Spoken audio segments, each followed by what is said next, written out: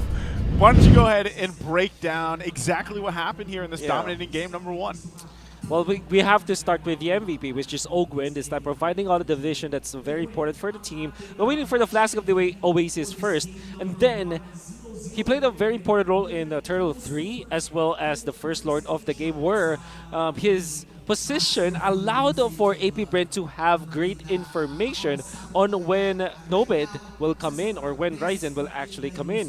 And then you also have to look for Flapteasy, also played as well.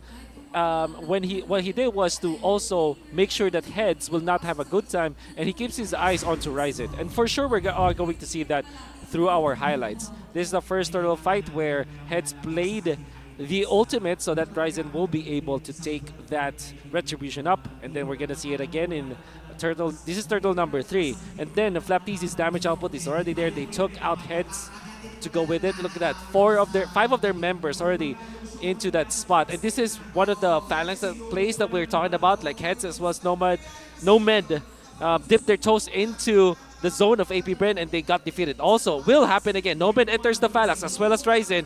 When they saw that, okay, that is the go signal for them to go in. It's like Ap.Bren is dissecting TNC by forcing them to get into their zone, to get into their circle, and then take them out after the fight. You know, one thing that I will say though is this lineup, even before, like first picks with it was the Matilda and the Baksha. Like this is kind of the game plan all the time when those heroes are picked up, right? It really, it's this threat. It's almost like a 360-degree threat that the enemy team has to deal with, right? Whatever team that is. And TNC, they just struggled. I mean, that's the story here. 0 to 12, nearly the 12-minute mark. This was very tough for them to come back from. Yeah, it was so difficult. Really looking at some of the important items now. For EXP laners, and particularly for Heads, it is interesting that he went for Common Emblem, and he does this with the Arlet as well. And teams are now starting to realize that, okay, you need to kind of focus more on managing your HP as well as your mana when it comes to regeneration. That's very important now. And apart from that, like, what else is there to talk about? Ap.Bren, they can get any items that they needed. But the pickup on the War Axe earlier on from Flapteasy allowed him to actually traverse the map from top to mid very easily because of the bonus movement speed. And you're a CC anyways. Sometimes CC players go for Dominance Ice as their priority item, but this time Flapteasy went in for that War Axe that allowed him to make a lot of impact around the map. It's like he increased his influence around the map just because of that bonus movement speed. Yeah, you know, that's a big boom damage early on. Boom damage. Yeah. From someone that you expect to be very tanky, Yeah. but instead, you know, you can't dish out. He dishes out so much damage, Yeah. and you can't bear it.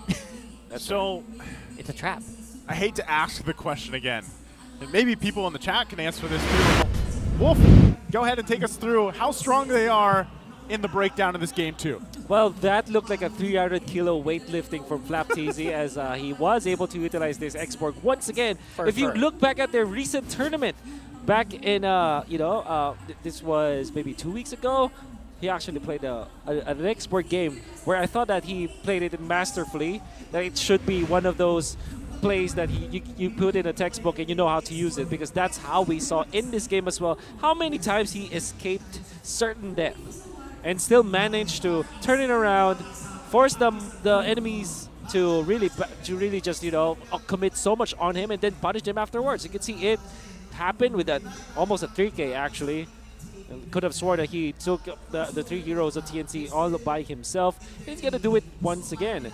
Like the way that whenever the Hatred will show himself, as well as Yasuo, he gets into the fight and he actually punishes the front to back composition of TNC. I think now teams are starting to realize that X-Borg is the anti-front to back. And this is the play that I'm talking about. Like, yeah, surely they isolated Kaltizi, but how about your turrets? How about your bigger objectives? You really have to focus on that. And the fact of the matter is Ap.Bren just punished them because they decided to not wait for their power spike.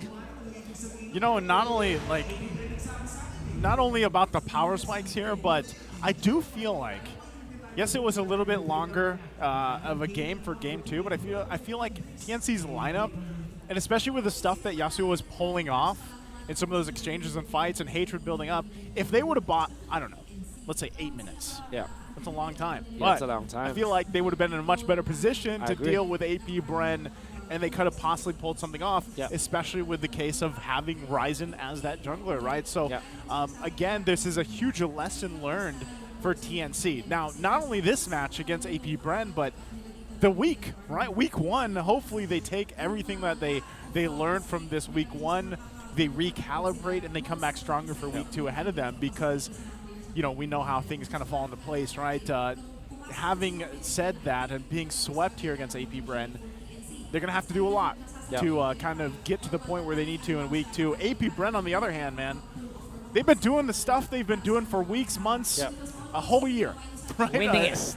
Just, it's really hard to point out where is that weak point in the play of Ap.Bren currently. And I'm sure even people watching at home, they're kind of thinking that too, like, where is this